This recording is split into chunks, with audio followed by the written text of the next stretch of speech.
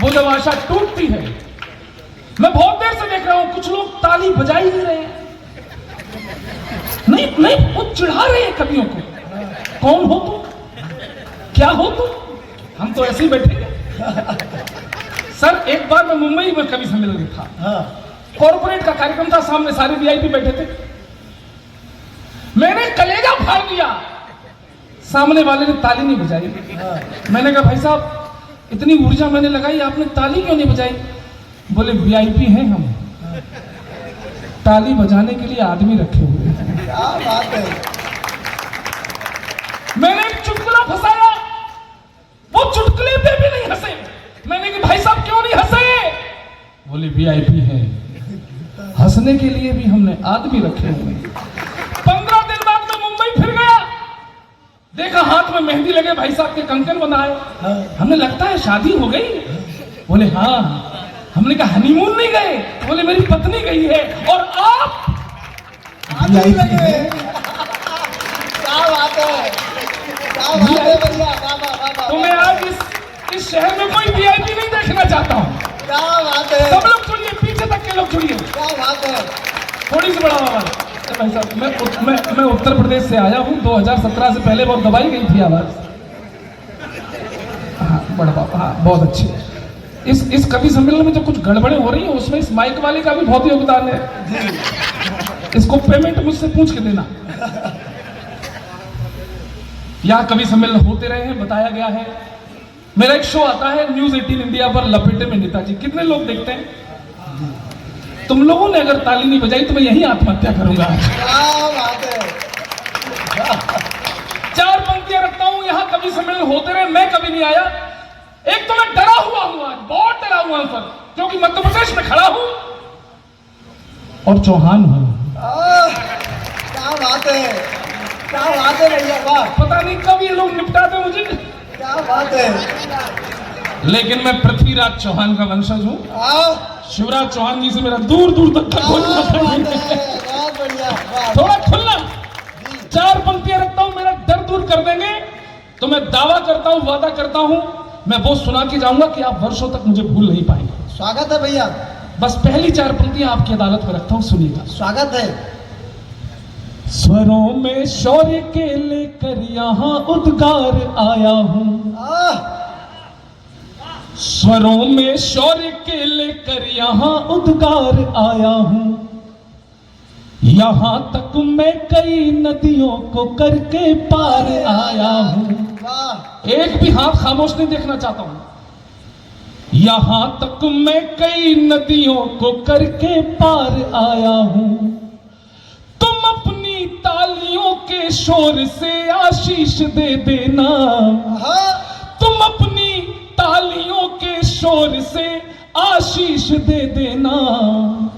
तुम्हारी इस बरेली में तो पहली बार आया हूं। तुम्हारी इस बरेली में मैं पहली बार आया हूं।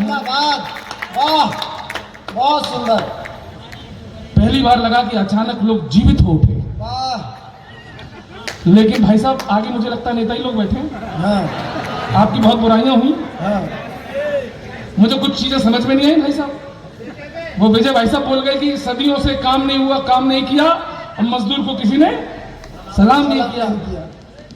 मोदी जी ने बनारस में पैर धो के पिए थे। देखा नहीं शायद, देखा नहीं आपने शायद। बिल्कुल। रोटी का इंतजाम नहीं किया। 5 किलो राशन कौन खा रहा है? सब देशमुख। देखो हम भी किसी पार्टी के आदमी नहीं है, लेकिन होता क्या है जब हम देशभक्ति की बातें करते हैं तो लोग हमको भाजपा का समझ लेते हैं। तो मैं कहता हूं तुम लोग भी करो देशभक्ति। तुमको किसने रोका है? करो ना। अब मैंने पूरी ऊर्जा लगाई दादा, पीछे 4 लोगों ने तब भी ताली नहीं बजाई। नहीं बजाई, मत बजाओ। इससे ये सिद्ध होता है कि आप 100% किसी को भी संतुष्ट नहीं कर सकते। बिल्कुल, वाह। एक आदमी लगा हुआ है 10 सालों से लोगों को संतुष्ट करने में, फिर भी लोग छाती कूट रहे हैं आजकल। ए मोदी मेरे 15 लाख लाओ, संतुष्ट नहीं है। ए मोदी मेरे 15 लाख लाओ, हाय मेरे 15 लाख, तुमने वादा किया था, हाय मेरे 15 लाख, मेरे 15 लाख लाओ, मेरे 15 लाख लाओ। मैंने कहा हे महान लोगों, मुझे मेरे 15 लाख तो उसी दिन मिल गए थे जिस दिन मुगल सराय स्टेशन का नाम बदलकर पंडित दीनदयाल उपाध्याय रख दिया गया था। तालियां कमजोर है बरेली, उठाना थोड़ा।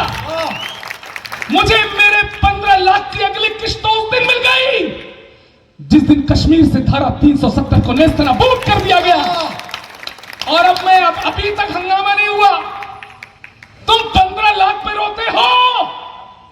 22 जनवरी को गौरव चौहान करोड़पति बन चुका है और मोदी जी ने जब से द्वारका में डुबकी लगाई है हमारे अरबपति होने के भी चांस है। रुक जाओ। और कैसे होंगे अरबपति, मैं खोलना चाहता हूं।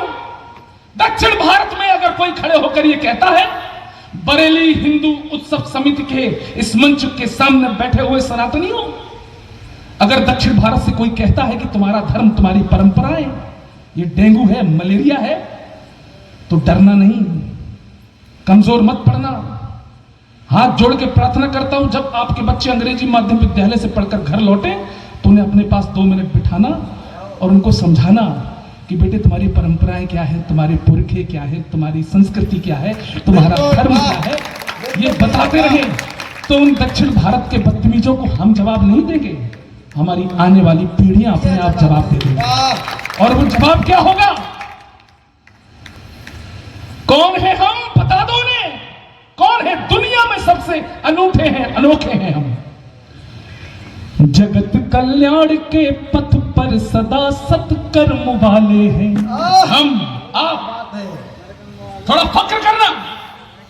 जगत कल्याण के पथ पर सदा सत्कर्म वाले हैं हम ही जग में मरण जीवन के शाश्वत मर्म वाले हैं। समय और सृष्टि के आरंभ से है यह अमर गाथा। समय और सृष्टि के आरंभ से है यह अमर गाथा कि हमको गर्व है हम सब सनातन धर्म वाले।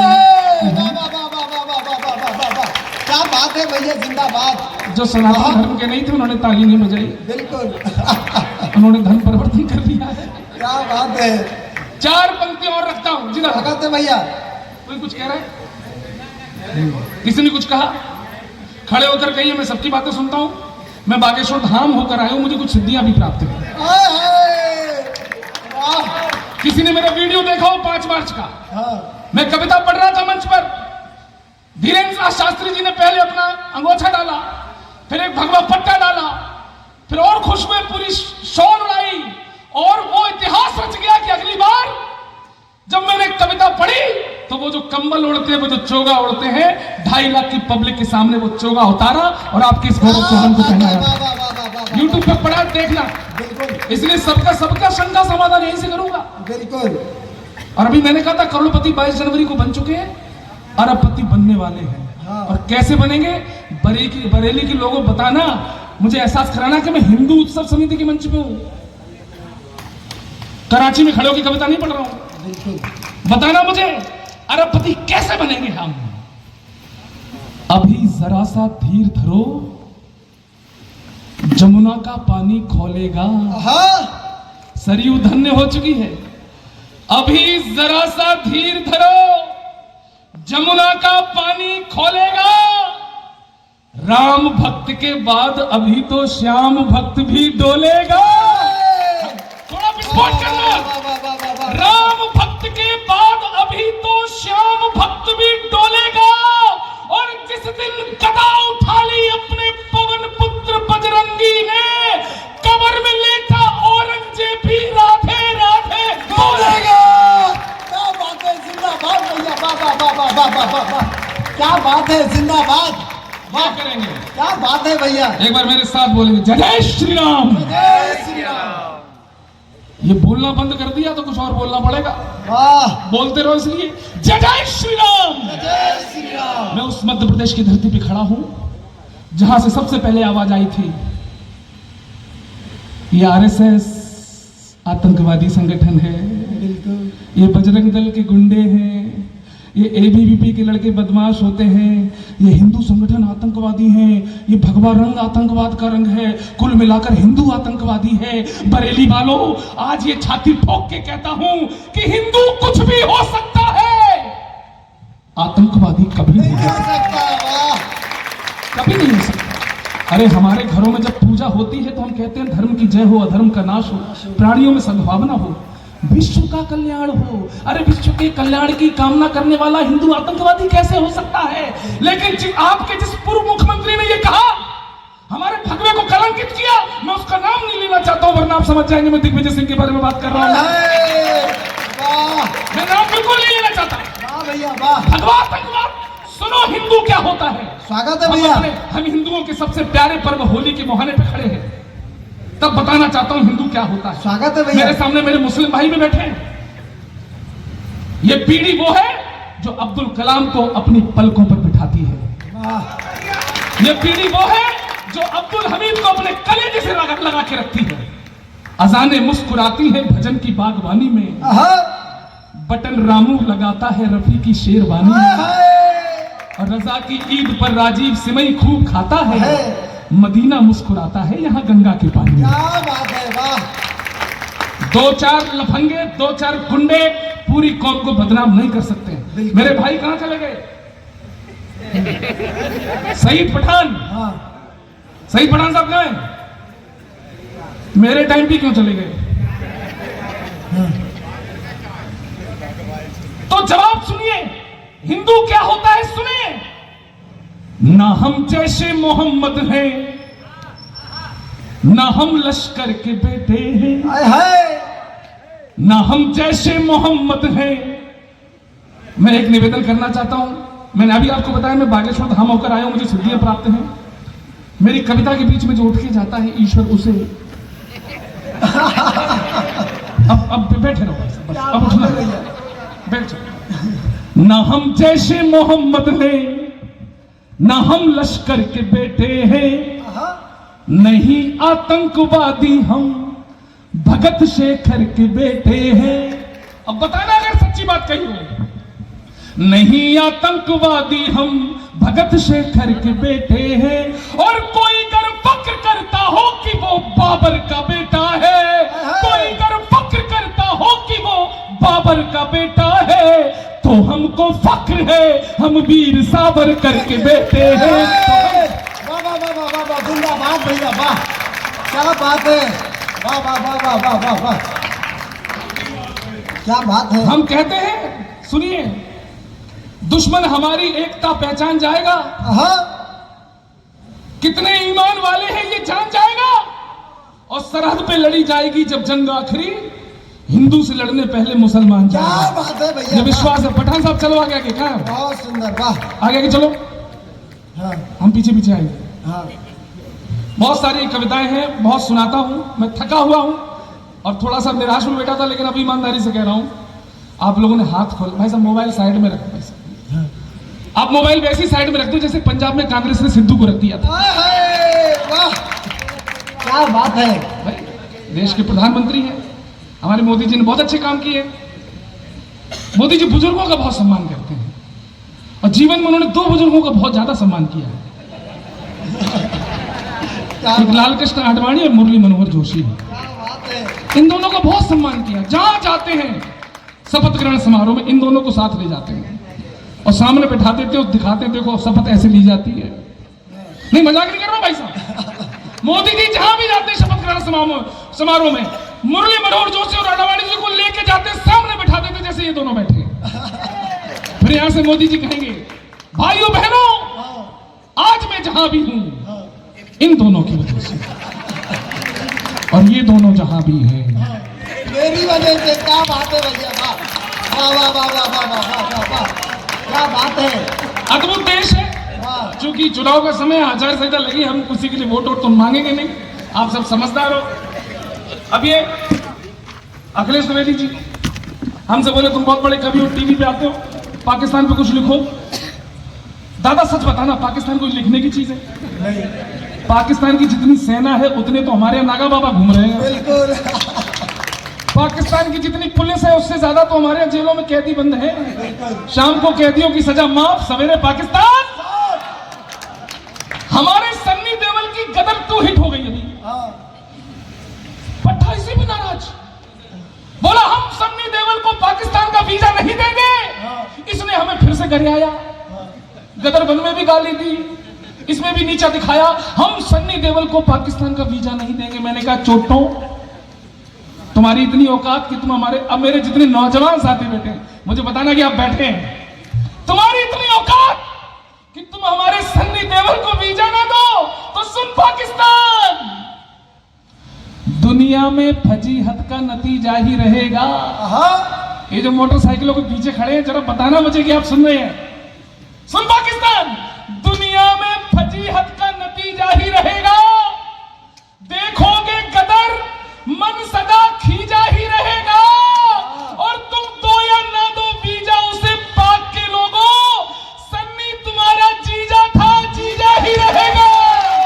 क्या बात है, वाह वाह वाह वाह वाह वाह वाह वाह वाह वाह वाह वाह वाह वाह वाह, क्या बात है भैया, जिंदाबाद। बहुत अच्छा सुन, अद्भुत, आप भी बजा लो। क्या बात है। आप तो बड़े बुजुर्ग, आशीर्वाद दे दो मुझे। हाँ पाकिस्तान से कोई डरने की जरूरत नहीं है। पाकिस्तान की एक फिल्म इंडस्ट्री है दादा, जो साल भर फिल्में बनाती है, जैसे अपने बॉलीवुड में बनती है, और साल भर वो भी कंगाली में रहते हैं। अब यहां से तुलना देखना, मेरा ये सर्वाधिक प्रिय छंद है, टीवी पर बहुत सुना गया, पूरा देश सुनता है, बरेली भी सुने। तुलना देखो हिंदुस्तान और पाकिस्तान की। शुरुआत करता हूं, सुनो। ए पाकिस्तान, जितने बजट में तुम्हारी सब फिल्में बने, अगली लाइन उठाना समझना, जितने बजट में तुम्हारी सब फिल्में बने, उतना नागिन डांस पे हम नोट उड़ा देते हैं। क्या आए है, ताली तक नहीं बजी यार। अरे बजाओ भैया। अरे मत बजाओ, मत बजाओ, मत बजाओ। ये चौहान चुनौती देता है कि अगली लाइन पर कोई हाथ रोक पाए तो रोकना। बरेली वालों, रिस्क ले लिया मैंने। अगली पंक्ति पर कोई हाथ रोक पाए तो रोकना, चुनौती स्वीकार करो कि जितने बजट में तुम्हारी सब फिल्में बने, उतना नागिन डांस पे हम नोट उड़ा देते हैं। और जितना बजट है तुम्हारा रोटी दाल वाला, उतने का हम शिव जी पे दूध चढ़ा देते हैं। बात है भैया, वाह। और जितना बजट है तुम्हारा खेल कूद वाला, उतने का हम कुश्तियों के दांव लड़ा देते हैं। और टोटल बजट के बराबर तो यहाँ लड़कियों के फोन में रिचार्ज बढ़ा देते हैं। ये है हिंदुस्तान। क्या लग रहा? क्या बात है भैया, वाह। कहाँ गए जैन साहब, साहब इन दोनों को देखो। मैं इन दोनों का बहुत आभारी हूँ। मैं आपको लेकर बहुत गलतफहमी में था, लेकिन सच बताऊं बरेली के लोगों, आप में एक एक राष्ट्रभक्त छुपा हुआ है, राम भक्त छुपा हुआ है। मैं आपको प्रणाम। क्या बात है, वाह वाह वाह वाह वाह वाह। मैं प्रणाम करता हूं। इतने देशभक्त श्रोता मैंने कहीं नहीं देखे। मोदी जी, सेना हटाओ, इनको पहुंचाओ। और सच बताऊं, डरने की जरूरत, आप जैसे लोग हो तो चार पंक्तियां आपकी बहादुरी के लिए पढ़ दूं। आपकी बहादुरी के लिए पढ़ दूं। एक बार ताली बजा के बताओ, पढ़ दूं। स्वागत है आपकी बहादुरी के लिए। सुन पाकिस्तान, सारी दुनिया जान चुकी तू सबसे अव्वल पापी है, और पाप है तेरे इतने जिनकी मिल नहीं सकती माफी है। और पूरे हिंदुस्तान की छोड़ो, ओ जिन्ना की औलादो, पाकिस्तान को निपटाने को एक बरेली काफी। क्या शानदार बात है, जिंदाबाद। अच्छा, इनकी हाइट देखो आप, प्रेम नारायण साहू की, वाह। लगभग 5.5 फुट के हैं ये। और हमसे कह रहे हैं चाइना को निपटाओ। भाई, चाइना के जवानों की हाइट 2.5-3 फुट की होती है, ढंग से आंखें नहीं खुलती, आप कह रहे चाइना को निपटाओ। समझाओ साहू जी को, मजाक की बात नहीं है। चाइना की फौज में आपको 2.5-3 फुट से ज्यादा का जवान नहीं दिखेगा, लेकिन अगर आपको चाइना की फौज में भी कोई 5-6 फुट का जवान दिख जाए तो समझ जाना साहू जी के पुरखे कभी चाइना की तीर्थ यात्रा पर गए। इसलिए चाइना को भी हम प्यार से निपटा सकते हैं। एक पैरोडी सुनिए। स्वागत है भैया। माइक वाले में बहुत जोर लगा रहा हूँ, थोड़ा आवाज अच्छे से। चाइना को हम ऐसे भी निपटा सकते हैं। मैंने कहा, ए चाइना, कितना छोटा तुझे तुमने लिखा है कितना छोटा तुझे रब ने बनाया। अगली लाइन बरेली वालों चीर देना। हाँ। कितना छोटा तुझे रब ने बनाया, जी करे ठोकता रहूं। कितना 1 2 3 सब लोग हो। कितना छोटा तुझे रब ने बनाया, जी करे पीटता रहूं। अरे तू है झूठा, तू है शातिर, तू करता बेईमानी। तुझसे ज्यादा अच्छे लगते हमको वो जापानी। कितना छोटा। मैंने कहा चाइनीजों, बदतमीजों, किसी चक्कर में मत रहना। ये 62 वाला भारत नहीं है। हाँ। ये 2014 वाला भारत है। ये 2019 वाला भारत है। और हम सब ने चाहा तो ये 2024 वाला भी भारत बन के दिखाएगा। अब ये नया भारत है, मॉडिफाई शाही। अब न चलेगी हम पर तो तेरी तानाशाही। अरे मान सरोवर तक गाड़ेंगे हिंदुस्तानी झंडे। चाहे जितने पाल ले तू इस्लामाबादी गुंडे। मंचूरियन तू खूब पका ले, हक्का नूडल खूब खा ले। बरेली के लोगों, हिंदुस्तान के ठेठ देशी पकवान उन चाइनीज आइटमों पर भारी पड़ जाए तो अपने गौरव के लिए हाथ खोलना कि मंचूरियन तू खूब पका ले, हक्का नूडल खूब खा ले। साग चने का मक्के की रोटी खाकर जीने वाले। खोलना एक साथ सब लोग। साग चने का मक्के की रोटी खाकर जीने वाले। मेरी फौज के सारे पट्टे मट्ठा पीने वाले। कितना छोटा। क्या शानदार सुना। बहुत बढ़िया बेटा, बहुत अच्छे बेटा। बैठ जाओ। माना कि ये बरेली की वर्तमान है, लेकिन हम कवियों का भविष्य खराब कर सकते हैं। हाँ। थोड़ा बैठिए। दिल्ली में बहुत कुछ हो गया। मैं तो पिछले 4-5 दिन दिल्ली में ही था, बहुत डरा हुआ था, क्योंकि मैंने भी उत्तर प्रदेश में अपने दोस्तों को कुछ ठेके दे रखे थे। And I would like to tell you कि I am from Saifai and I started writing poetry when I was in 9th। ऐसे क्यों बोल रहा हूं, अंग्रेजी नहीं बोल सकता हूं। इस अंग्रेजी को बोलने के पीछे केजरीवाल जी का हाथ है।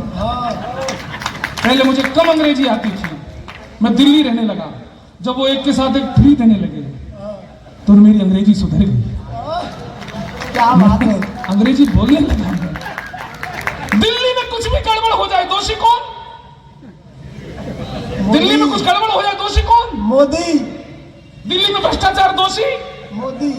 केजरीवाल साहब दिन रात मोदी मोदी मोदी। मोदी जी परेशान हो गए, गुस्से में रात के 12 बजे केजरीवाल को फोन लगा दिया। हाँ। और मोदी जी ने एक गाना गाया और केजरीवाल ने उस गाने में जो जवाब दिया, हाँ। आज का परमानंद बरेली वालों वही है। हाँ। सुनना, मोदी जी गुस्सा है, वो दिन रात केजरीवाल मोदी मोदी मोदी। मोदी जी ने फोन लगाया और गाना गाया, ए केजरीवाल, ए केजरीवाल, लोगों को तुमसे कितने गिले। क्यों क्यों क्यों क्यों क्यों क्यों क्यों तुम कैसे सीएम मिले। क्यों क्यों क्यों इतने दिनों तुमने क्या किया, क्या किया, क्या किया, क्या किया। केजरीवाल बोले, तेरा नाम लिया हो, तुझे याद किया हो, तेरा नाम लिया, तुझे याद किया, तुझे याद किया, तेरा नाम लिया। आगे मोदी जी ने पूछा, ये सीटी कौन बजा रहा है? अगर बरेली का लड़का लड़के को देख के सीटी बजाएगा तो मुझे आपके पुरुषार्थ पर शक है। कौन है ये? ऐसे मत बजाओ बेटा, तुम्हारी शादी भी होनी है और लड़की से ही होनी है। क्या बात है। पुरुष को देखकर सीटी बजा रहे हैं। बेटा चेकअप करा ना कल जाके। सुनो, अब मोदी जी ने आगे पूछा, पिछले घोटालों की जांच वांच की? नहीं नहीं नहीं। और लोकपाल वाले बिल पे बात की? नहीं नहीं नहीं। फ्री वाईफाई तुमने लॉन्च की? No never. फिर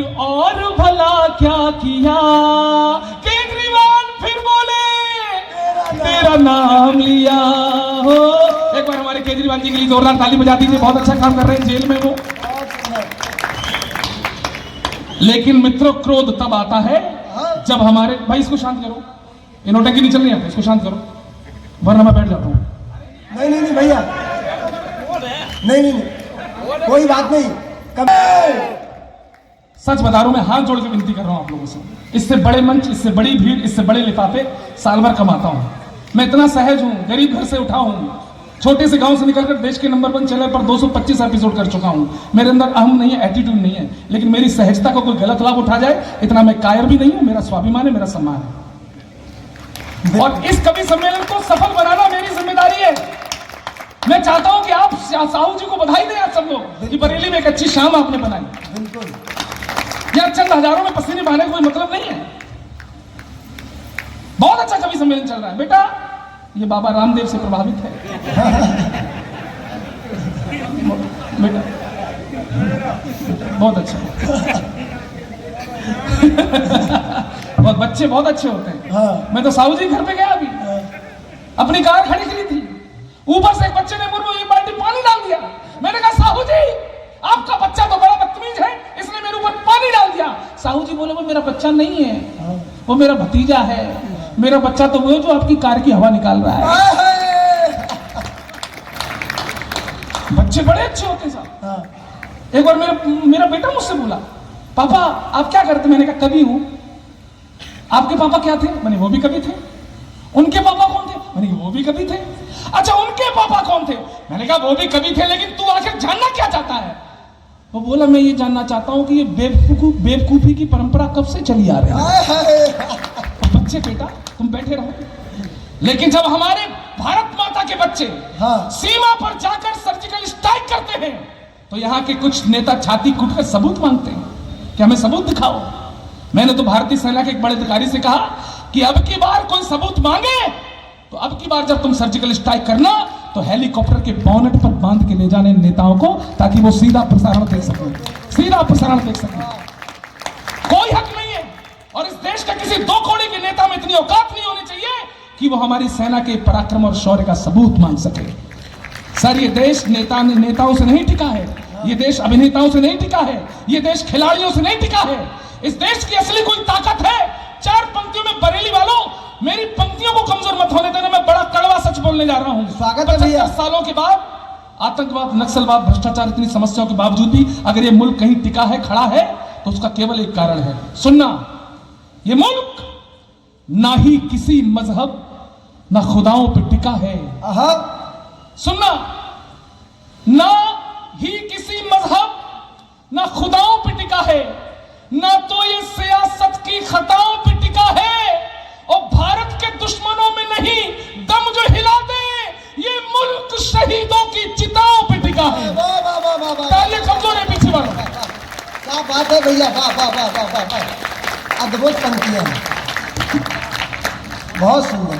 हमारे सामने हमारे पुलिस के जवान आए हैं, इन पर बहुत हम चुटकुले बना लेते हैं, मजाक उड़ा लेते हैं, लेकिन एक बात कहना चाहता हूं दिल से, ये हमारे दीपावली के दीपक तब झिलमिला पाते हैं और होली के रंगों में रंगत तब आती है जब ये अपना परिवार छोड़कर चौराहों पर खड़े होकर आपकी सुरक्षा के लिए खड़े होते हैं।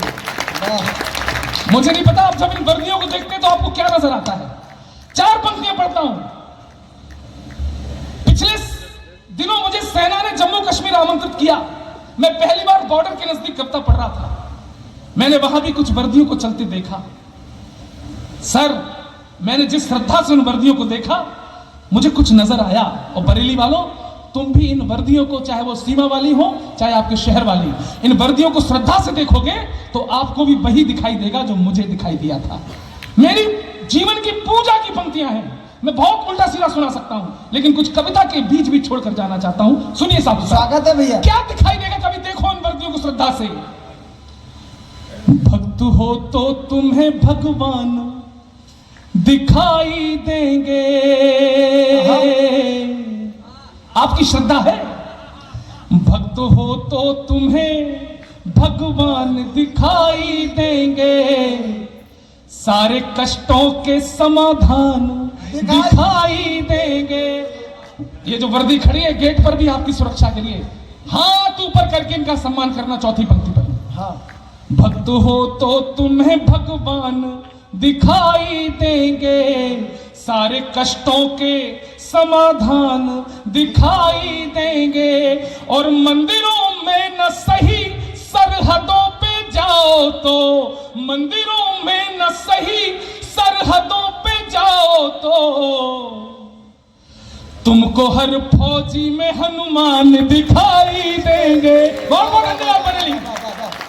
क्या बात है।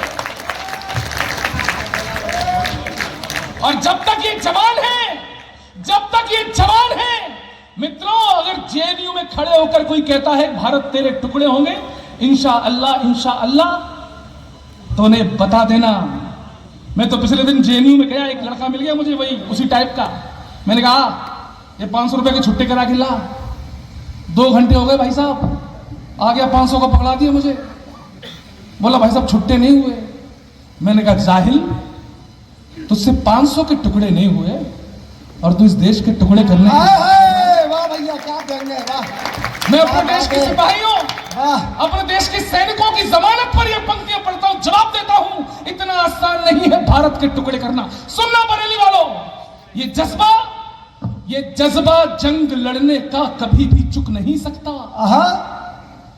आपकी तालियों का शंखनाद वो हो कि गद्दारों के कानों के पर्दे हिले। ये जज्बा जंग लड़ने का कभी भी चुक नहीं सकता। कभी ये काफिला कुर्बानियों का रुक नहीं सकता।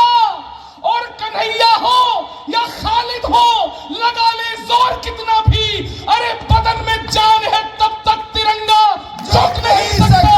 वाह वाह वाह वाह वाह वाह वाह वाह वाह, जिंदाबाद भैया, वाह क्या बात है। बदन में जान है तब तक तिरंगा झुक नहीं सकता। अंतिम गीत सुनाता हूं।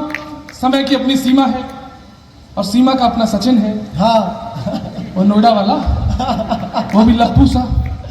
लेकिन अगर ये कभी आपको लप्पू ना लग के दमदार कभी लगाओ तो एक बार तालियां बजाएं। मैं आपको अंतिम गीत सुनाता हूं। क्या बात है। 22 जनवरी 2024 को अयोध्या में जब भगवान राम की प्राण प्रतिष्ठा हुई तो लगा 500 वर्षों के संघर्ष को एक सुखद परिणाम मिला। लगा कलकत्ता के कोठारी बंधुओं के बलिदान को इंसाफ मिला। लगा कार सेवकों के खून की बूंदों में मुस्कुराहट आई होगी कहीं। एक गीत बहुत वायरल हुआ, जब मैं गाऊंगा तो आप सब लोग क्या उठोगे, अरे ये तो हमारे मोबाइल में चला था बहुत दिनों तक, रील्स बनी थी, शॉर्ट्स बने थे।